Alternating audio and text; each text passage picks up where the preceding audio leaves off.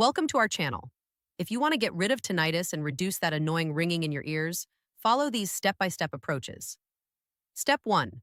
Reduce your exposure to loud noises by wearing ear protection in noisy environments and keeping volume levels low on personal devices.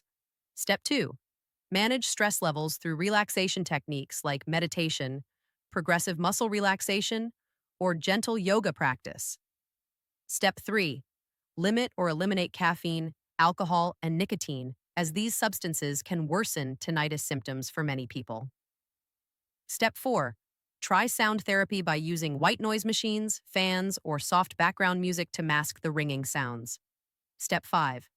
Practice good sleep hygiene by maintaining a consistent sleep schedule and creating a quiet, comfortable sleeping environment. Step 6. Exercise regularly to improve blood circulation, which can help reduce tinnitus symptoms over time. Step 7.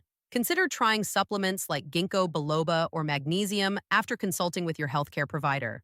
Step 8. Schedule an appointment with an audiologist or ENT specialist to rule out underlying conditions and discuss treatment options like cognitive behavioral therapy or hearing aids. Don't forget to like this video and subscribe to our channel.